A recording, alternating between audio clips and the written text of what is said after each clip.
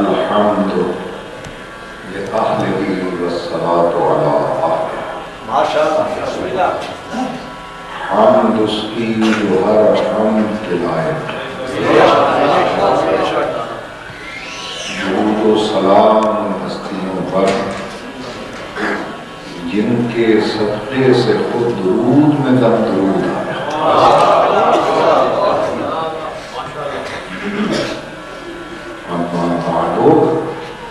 فقد قال اللہ تبارک و تعالی فی کلامہ المبین وهو اصدق الصادقین.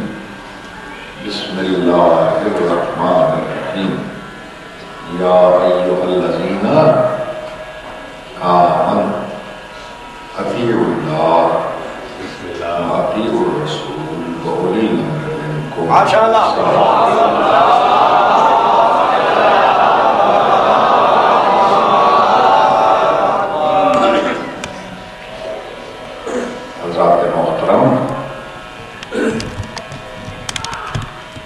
فرمائشیں بہت ہیں بسم اللہ. اور میرا علم بہت محدود ہے.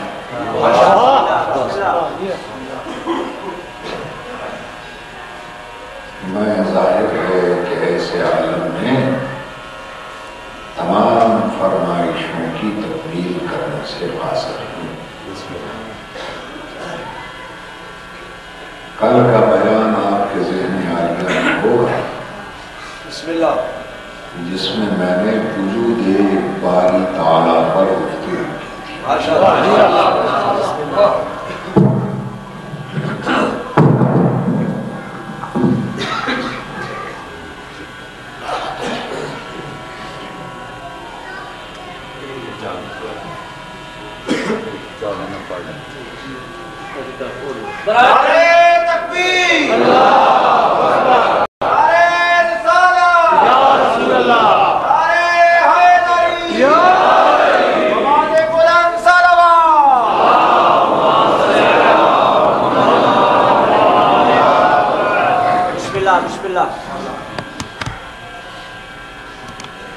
کل میں نے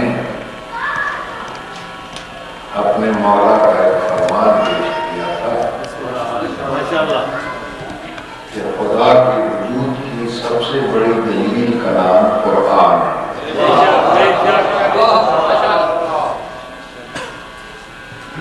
الذی تجلی لعبادہ فی کتابہ. وہ اللہ کی ذات مبارک و ذات ہے جو اپنی کتاب کے ہر لفظ، ہر سطر اور ہر جملے میں جلوہ فرما ہے.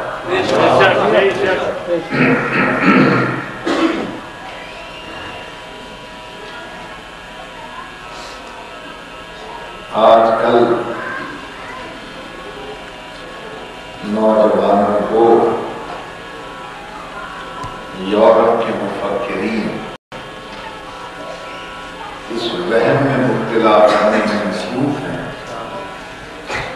کہ ہو سکتا ہے قرآن اللہ کا کلام نہ ہو بلکہ کسی جینیس پرسن بہت زیادہ ذہانت والے انسان نے تخلیق کر کے اللہ کی طرف منسوب کر دیا.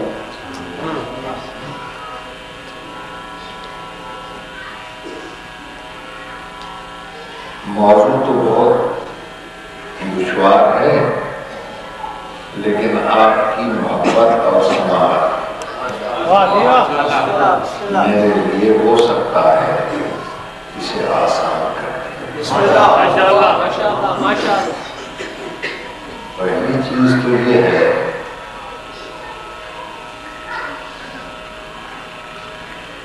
کہ انسان کے کلام میں اور غیر انسانی کلام میں بنیادی فرق کیا ہے. انسان کا کلام اپنے ماحول سے، اپنے ایٹماسفیئر سے اور اپنے حالات سے باہر نہیں جایا۔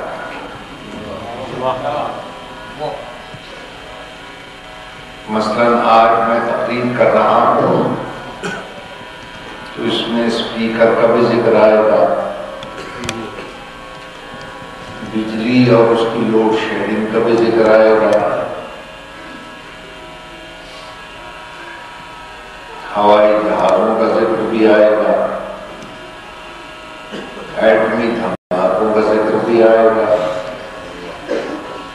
لیکن آج سے اگر 100-200 سال پہلے میری تقریر ہوئی ہو تو اس میں ان چیزوں کا ذکر نہیں ہے،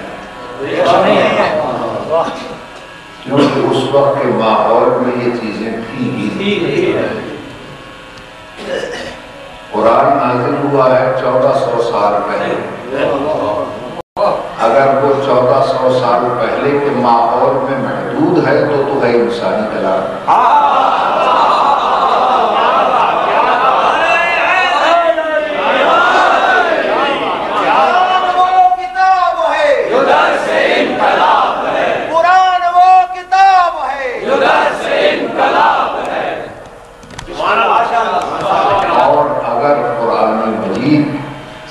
قیامت تک کے حالات کو بیان کر رہا ہو تو پھر ماننا پڑے گا کہ اس کا کلام ہے جس کی نگاہیں قیامت تک دیکھ رہے ہیں۔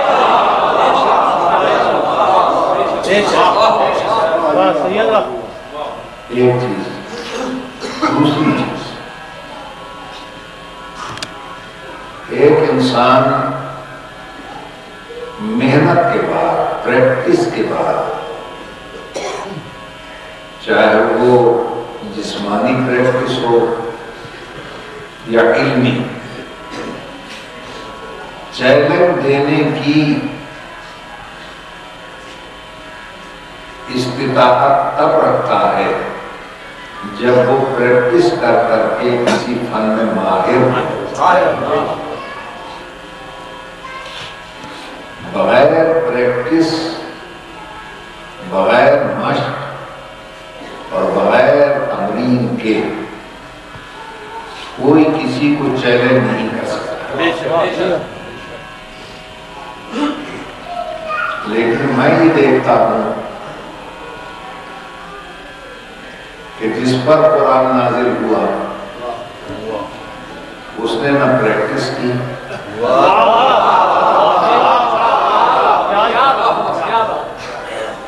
اس نے نہ مشق کی، اس نے ہر جگہ پر مقابلے کی دعوت نہیں دی، لیکن چیلنج کر دیا کہ اگر کسی میں ہمت ہے تو اس کتاب الہی کی ایک آیت کے مقابلے میں آیت لے۔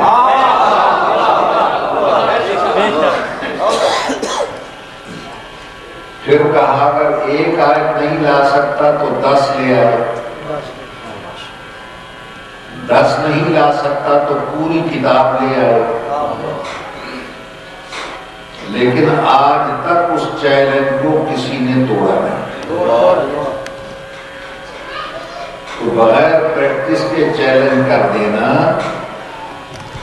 اور اس چیلنج کا قیامت تک برقرار رہنا اس امر کی دلیل ہے کہ یہ انسان کا کلام ہے۔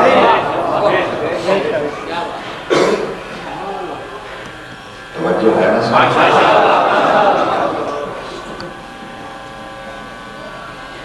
میں جیسا کہ عرض کر چکا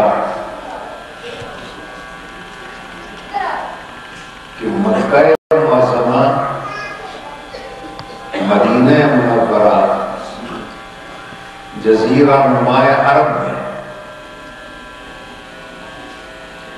وہاں کا رہنے والا ایک شخص جو کسی اور ملک میں گیا ہی نہیں،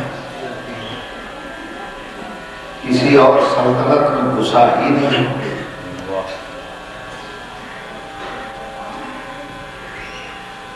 اس نے ایک دم فرما دیا الحمدللہ رب العالمین جو کسی عالم کو جانتا ہی نہیں تھا، تو یہ عالمین کہاں سے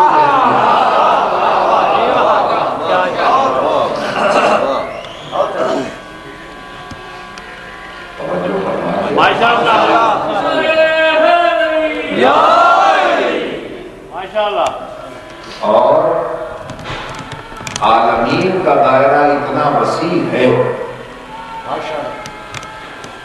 کہ ذرہ ذرہ عالمین بنا ہوا ہے، اس لیے کہ ذرے کا کروڑواں ناقابل تقسیم حصہ ایٹم میں ہے۔ ایٹم میں وہی نظام گردش کر رہا ہے جو سورج کے ارد گرد سیاروں ستاروں کا نظام، الیکٹرون ہے، پروٹون ہے، نیوٹرون ہے، تو ہر ذرہ ایک عالم کی حیثیت رکھتا ہے۔ اور یہ ہمارا سورج تمام سیاروں کا نقطۂ مرکز ہے۔ اس کا فاصلہ ہماری زمین سے 9,30,00,000 میل ہے۔ ماشاءاللہ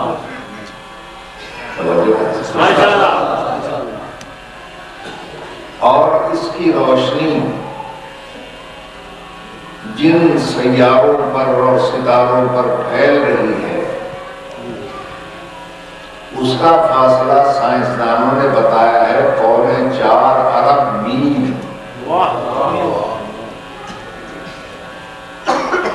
اب مشکل یہ بن گئی ہے کہ میں ایسے علاقے میں یہ فاصلے بتا رہا ہوں جہاں 20 کے آگے گنتی ختم ہو جاتی ہے۔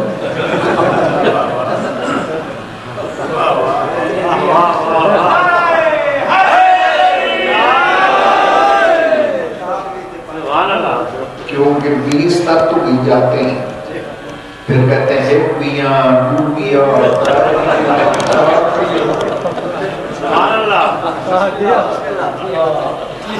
تو اب ان بیہاں والوں نے میں کیسے سمجھاؤں کہ 4 ارب میل کیا ہوتا ہے؟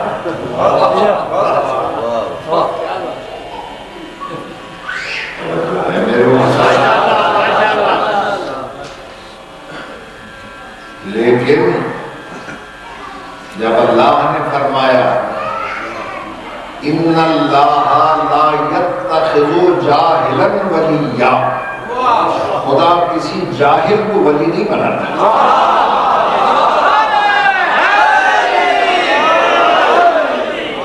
کسی جیل کو ولی نہیں۔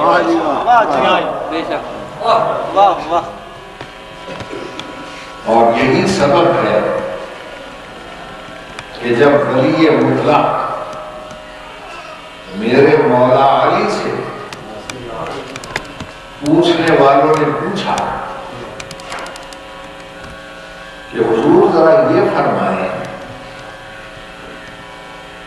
کہ اس کائنات کی تخلیق کیسے ہوئی اور ان کے درمیان فاصلے کتنے ہیں؟ تو ارشاد فرمایا ان اللہ خلق مادۃ مثل السماء والارض، حوالہ دے جاتا ہوں تفسیر رق منشور فی شرح آیہ نور،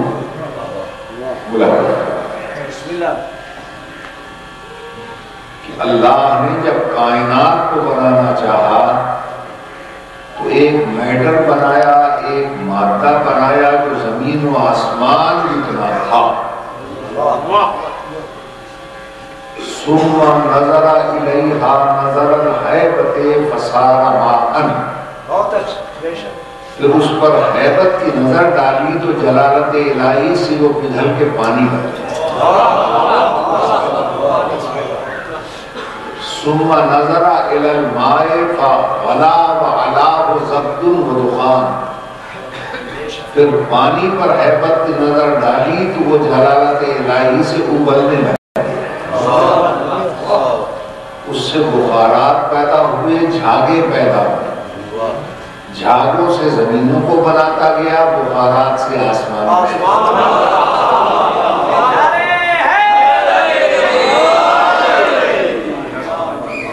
اسی لیے اس نے ارشاد فرمایا ثم استوى الى السماء وهي دخان، اور جب اللہ آسمانوں کی طرف متوجہ ہوا تو وہ سارا بخارات کا مجموعہ یعنی دھواں ہی دھواں،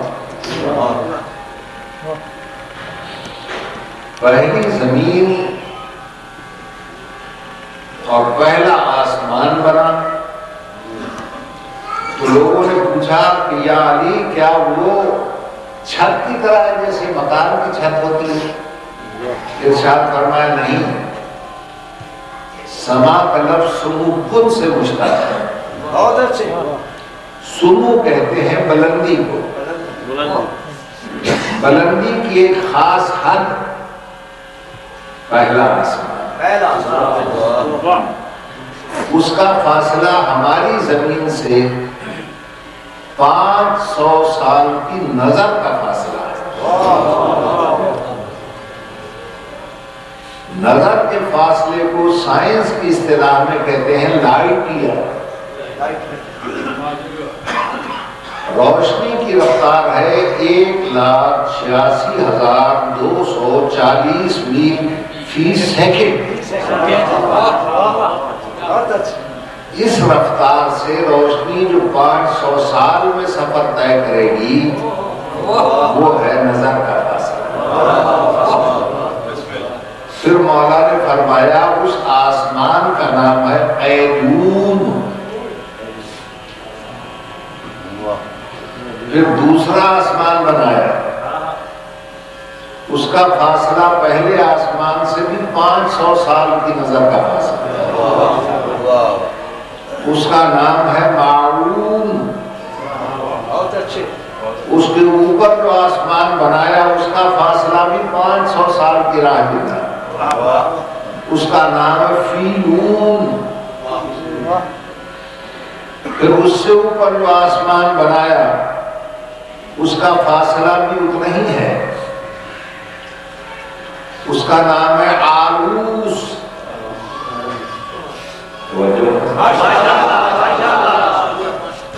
ایک منچلے طالب علم نے مجھ سے لندن میں پوچھا اس کا نام آروس کیوں ہے؟ میں نے کہا اللہ کو پتا نہیں تھا کہ روس اوپر میں جائے گا، اتنا اونچا اس نے بنایا کہ بنا کر تھا اتھے آروس۔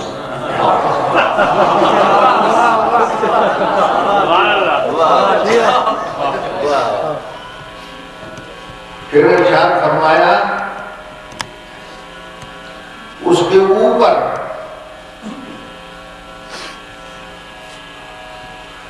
پھر ایک آسمان بنا دیا، اس کا فاصلہ بھی اتنا ہی ہے، اس میں مختلف قسم کے فرشتے پیدا کیے، اور جو جس حالت میں پیدا ہوا قیامت تک اسی حالت میں رہے گا۔ قیام والا قیام میں رہے گا، رکوع والا رکوع میں رہے گا، سجدے والا سجدے میں رہے گا، اور قیامت کے دن کہیں گے یا الہی ما عبدناک حق العبادہ، ابھی تو ہم نے تیری عبادت کا حق بھی ادا نہ کیا اور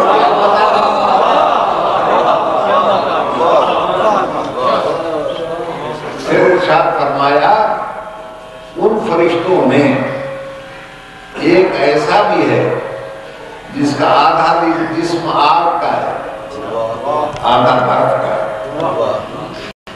درمیان میں نشان ہے، نہ برف آگ کو بجھاتی ہے نہ آگ برف کو پگھلاتی ہے، اور اس کی تصویر قیامت تک ایک ہی ہے، یا من الف الثلج والنار الف بین قلوب عبادک، اے وہ خدا جس نے آگ اور برف کو ملا دیا مومنوں کے دلوں کو بھی اسی طرح ملایا۔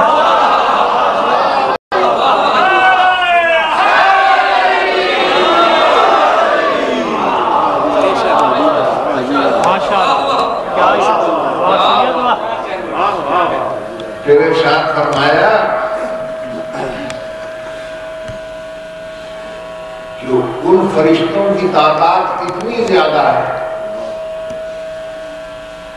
جو زمین و آسمان کے درمیان ہیں،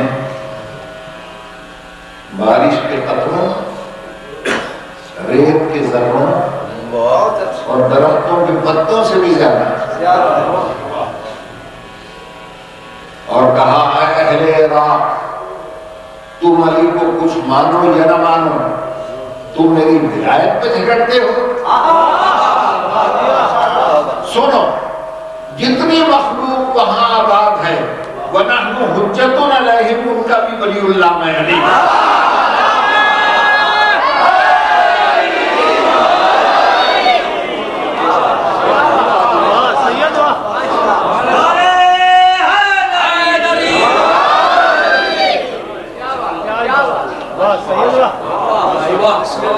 اب سمجھ میں بات آ رہی ہے کہ اللہ کسی جاہل کو ولی نہیں بناتا۔ اس کے اوپر پھر فرمایا ایک سرمئی رنگ کا بادل ہے جس کی لمبان اور چوڑان اتنی ہے جتنی پہلی زمین اور ساتویں آسمان کا فاصلہ۔ اس کے اوپر ہے مقام مرحوسہ، اس کے اوپر ہے سدرۃ المنتہا، اس کے اوپر ہے جنت الماوا، اس کے اوپر ہے حجاب الحمل، اس کے اوپر حجاب المائد، اس کے اوپر حجاب الکبریاء، اس کے اوپر حجاب الرحمت، اس کے اوپر حجاب رحیمیت، اس کے اوپر ہے کرسی، کرسی کے اوپر ہے وہ عرش معلیٰ جہاں میرے سردار محمد کو معراج پہ بلایا گیا، اور اس سے آگے ہے وہ پردہ معراج جہاں اللہ میرے لہجے میں اپنے محبوب سے باتیں کرتا ہے۔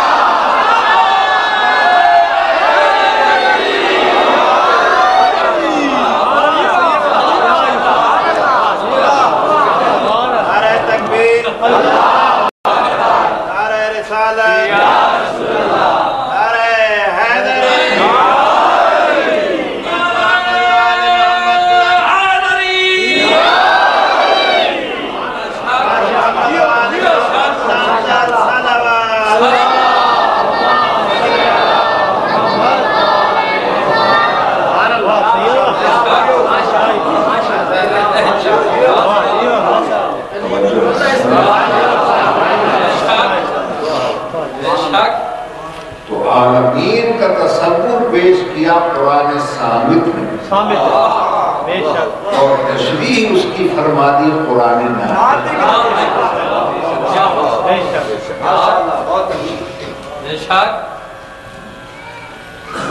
میرے محترم دیکھو عزیزو، قرآن کا کمال بتاؤ۔ 1400 سال پہلے آیا قرآن، اس وقت نہ ہوائی جہاز تھے، نہ راکٹ تھے، نہ ایگل گاڑیاں تھیں، نہ ٹرینیں تھیں، کچھ بھی تو نہیں تھا۔ سواری کے لیے زیادہ سے زیادہ اونٹ تھے یا خچر تھے۔ باپ کو شوق ہوتا گھوڑے پہ بیٹھ جاتا، بیٹی کو شوق ہوتا اونٹ پہ بیٹھ جاتا۔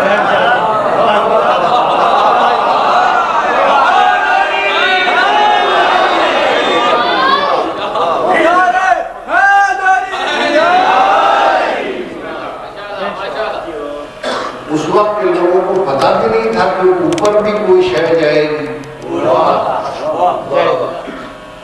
کیونکہ اوپر جانے کے لیے تو اس زمانے میں صرف سیڑھیاں تھیں، تو اتنی لمبی سیڑھی کون بناتا کہ چاند تک پہنچ جاتا۔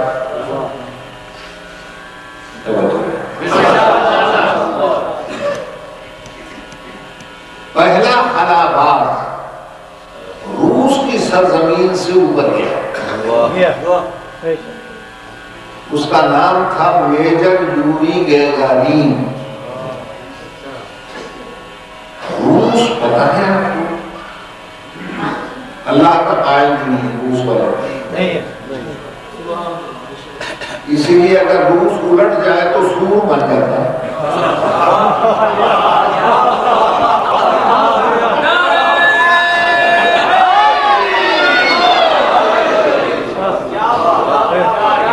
روس کو ذرا الٹا پڑے. توجہ ہے. تو بڑی طاقتوں کے جتنے بھی خلائی اسٹیشن تھے وہ انتظار میں تھے کہ دیکھیں اوپر سے پیغام کیا بھیج رہا ہے. وہ پیغام میں نے لندن میں جو مومن مجسموں کا میوزیم ہے اس میں بھی سنا. شکاگو میں گیا, وہاں خلائی میوزیم میں یوری گیگرین کی وہ آواز میں نے خود سنی. تو اس نے کہا میں نے اتنا منظر دیکھا ہی نہیں ہے جی وہ خواب میں بھی نہیں دیکھا. ایسا لگتا ہے کہ میری آنکھوں میں نشہ ہو گیا ہے یا مجھ پر کسی نے جادو کر دیا. اور مجھے یاد آیا کہ روز اخبار نوائے وقت اخبار کی سرخیاں چھپی تھی جب وہ 12 اپریل سن 61 میں گیا. 12 اپریل سن 61. اس کا مطلب ہے خلائی تسخیر بھی 12 کے صدقے میں ہوئی.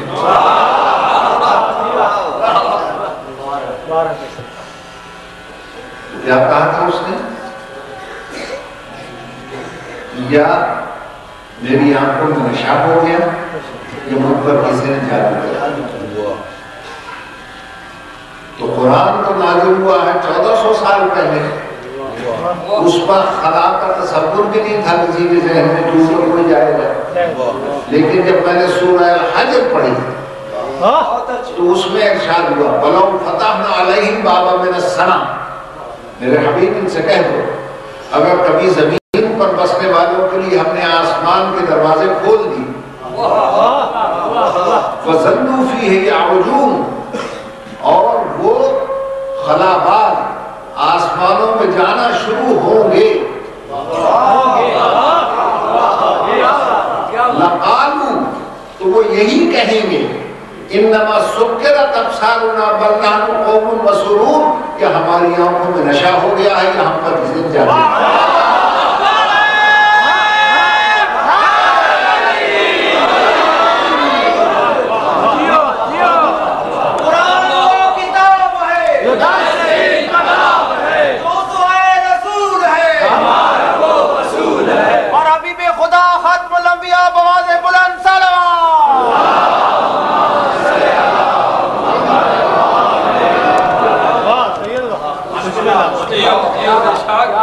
پہلا خلاباز امریکہ کا تھا جو چاند پہ اترا,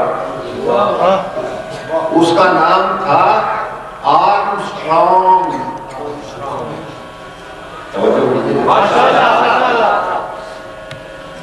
چنانچہ جب واپس آیا تو اس کا جلوس نکالا گیا,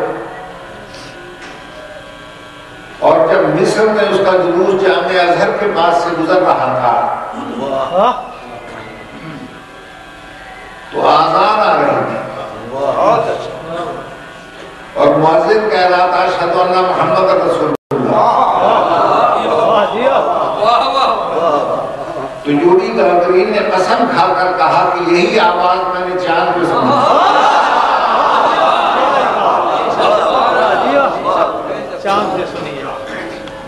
اور پھر وہ مسلمان ہو گیا. کہنے لگا کہ مجھے وائس چانسلر کے پاس لے چلو والا صاحب یونیورسٹی کے. کلمہ پڑھ کے مسلمان ہو گیا. اور قرآن نے کیا کہا؟ بڑی 30واں پارہ لا اقسم بالشفق واللیل وما وسق والقمر اذا اتسق. مجھے شفق کی قسم, پھیلی ہوئی رات کی قسم, ماہ کامل کی قسم.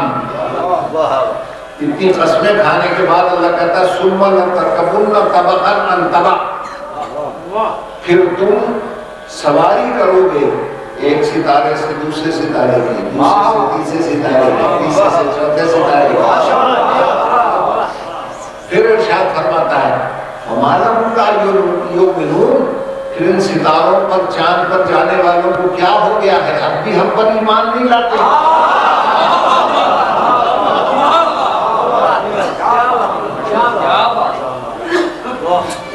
اب آئیے میں کائنات کے اولیاء کا کلام بھی پیش کریں۔ چھٹے امام سے کسی نے پوچھا یہ چاند کیا ہے؟ بڑی بہار میں بات ہے، ارشاد فرمایا ہمارا ایک محلہ ہے،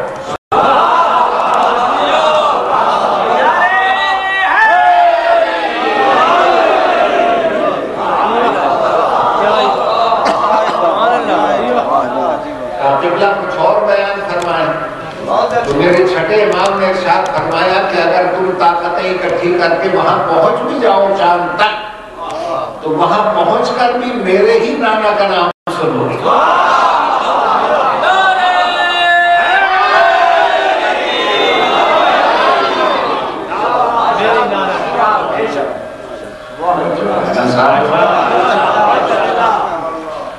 یہی سبب ہے میرے عزیزو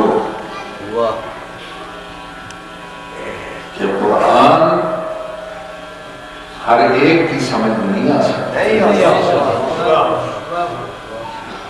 اس لیے کہ اس میں کائنات کی ہر شے بند ہے، حرف زمان ہے، حرف مکان ہے، لفظ خاص ہے، لفظ عام ہے، محترم العموم ہے، لفظ واحد ہے، معنی جمع ہے، لفظ جمع ہے، معنی واحد ہے، اس میں رد کافرین ہے، رد مشرکین ہے، رد زندقہ ہے، رد مجوسیہ ہے، اس میں آیات تطہیری ہیں، آیات غدیری ہیں، آیات غیری ہیں، آیات نہاری ہیں،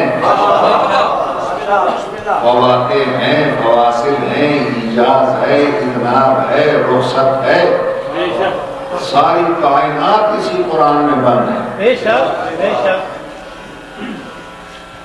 یہ ہر ایک نہیں سمجھ سکتا، لہذا اگر قرآن پوچھنا ہے تو عوام جس سے راضی اس راضی سے نہ پوچھ، خدا جس سے راضی اس اجازی سے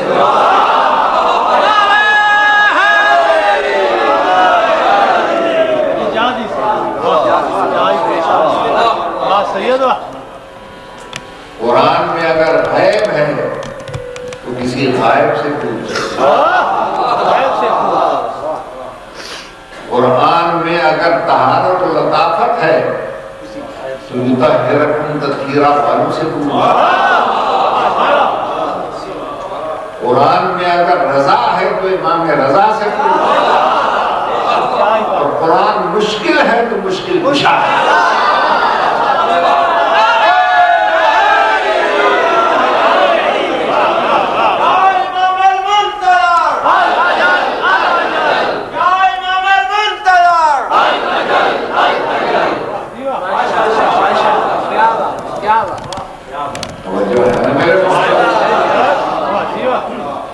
اس لیے کہ ان ہستیوں کے بغیر قرآن سمجھ نہیں آتا۔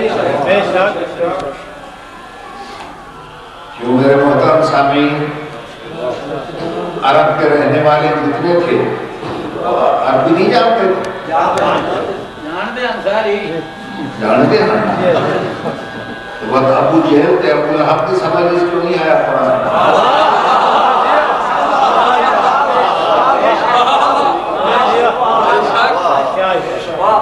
توجہ ہے یہ نہیں، دیکھو بھائی ابو لہب کوئی معمولی انسان نہیں تھا،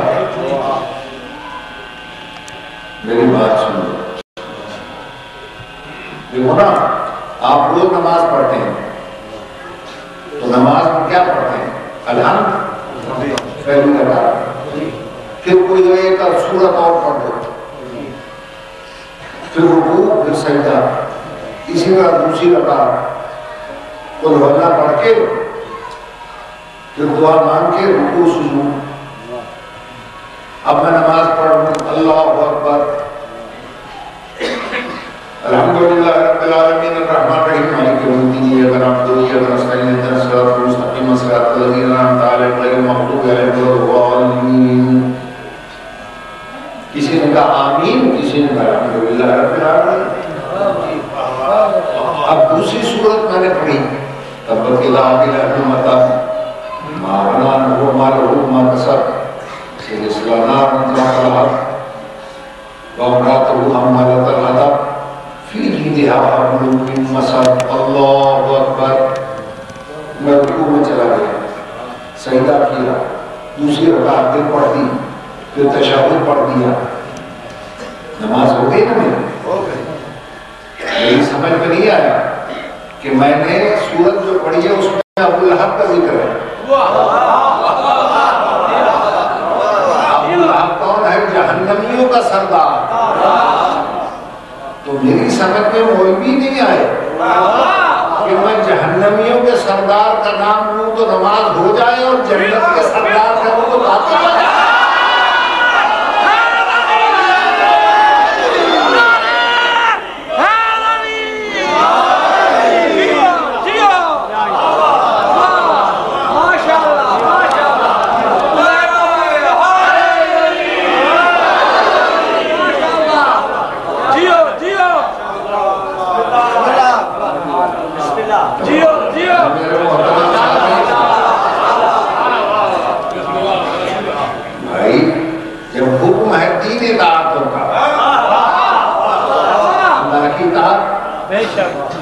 تو ہم نے آزان میں بھی اللہ کی اطاعت کی، کلمے نے بھی کی، اس کا اعلان بھی کیا لا الہ الا اللہ. بے شک کہ رسول کی اطاعت کرو. بالکل بے شک ہم نے اطاعت بھی کی، اعلان بھی کیا اشہد ان محمد رسول اللہ. آیت یہاں ختم ہے تو کلمہ آزان ہی ختم کر دو.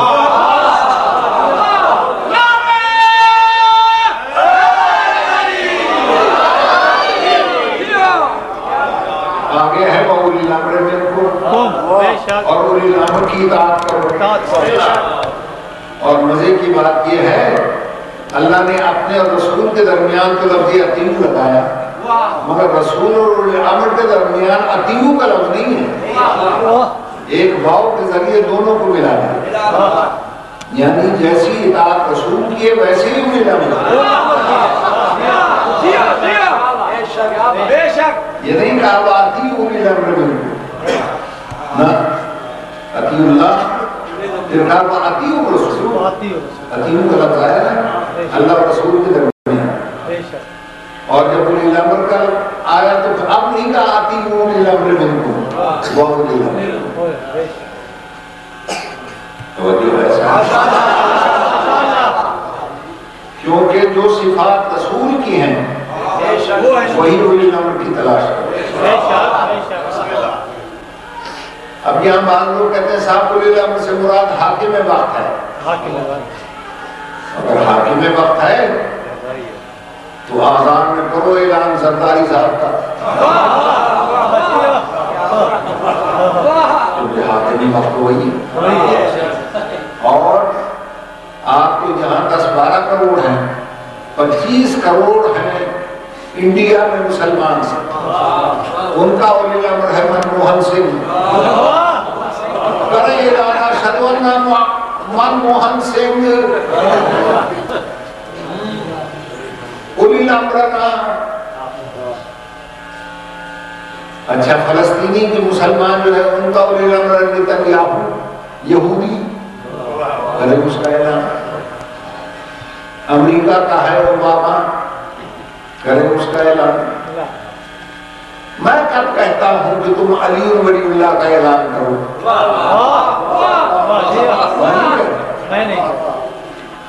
جس کو مانتے ہو کرو اس کا اعلان.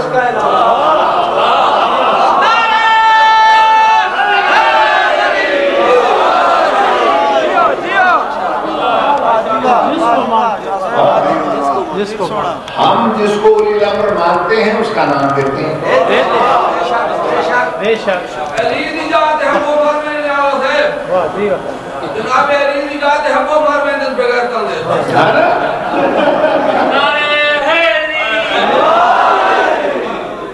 دیکھو نا، ہمیں قرآن نے کہا اس لیے علی کا نام دیتے ہیں. بے شک. قرآن نے اطاعتوں سے تو روکا بھی ہے. کن کن اطاعتوں سے روکا ہے؟ کہا فلا تطیع الکافرین، خبردار کافروں کی اطاعت نہ کرنا. ولا تطیع المکذبین، خبردار سچے کو جھوٹا کہنے والے کی اطاعت نہ کرنا. سچے کو جھوٹا کہنا. ولا تطیع منہم عاصما او کفورا، نافرمان منکر کی اطاعت نہ کرنا اور گناہگار کی اطاعت نہ کرنا. پھر فرمایا ولا تطیع کل حلاف مہین، اس ہلکے بار بار قسمیں کھانے والے کی اطاعت نہ کرنا. مناع للخیر، نیکیوں سے روکنے والے کی اطاعت نہ کرنا. پھر کہتا عتل بعد ذلک زنیم، خبردار کسی چوڑے کی اطاعت نہ کرنا، کم حسب کی اطاعت نہ کرنا، کم نسب کی اطاعت نہ کرنا. پھر کس کی اطاعت کرو؟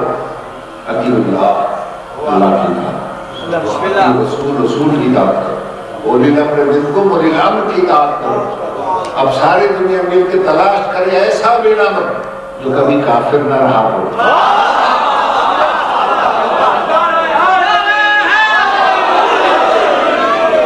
جو کبھی مشرک نہ رہا ہو، جس نے سچے کو جھٹلایا نہ ہو، ہلکا بار بار قسمیں کھانے والا نہ ہو اور نیکی سے روکنے والا نہ ہو. اب آپ خود تاریخ پڑھ کے سوچیں کہ حی علی خیر العمل سے کس نے روکا؟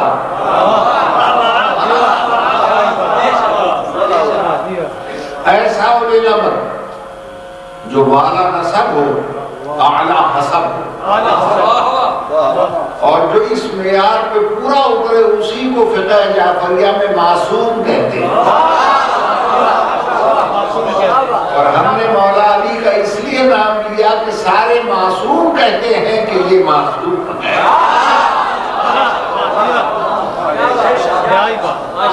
بے شک. توجہ ہے نا میرے مولا. اور عزیزان محترم، یاد رکھیے آپ اس بات کو کہ مولا علی کے بغیر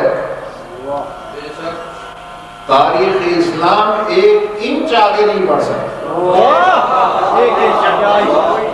بے شک. بے شک. بچوں کو کہا جاتا ہے ہسٹری آف اسلام مائنس علی، ایسی تاریخ لکھو اسلام کی کہ علی نہ آئے. میں چیلنج دیتا ہوں، لکھو تاریخ اسلام، لکھ کے دکھاؤ، بغیر علی کے مکمل کر کے دکھا دو، میں اپنا مذہب آج چھوڑ دوں گا. اس لیے کہ اسلام کی تاریخ کہاں سے شروع کرو گے؟ میں کسی بلڈنگ سے، ہر تحریک کسی نہ کسی بلڈنگ سے چلتی ہے. تو اسلام کی سب سے بڑی بلڈنگ کا نام ہے کعبہ. اے مورخ، لکھ کعبے کی تاریخ اور بغیر علی کے مکمل کر کے دکھا.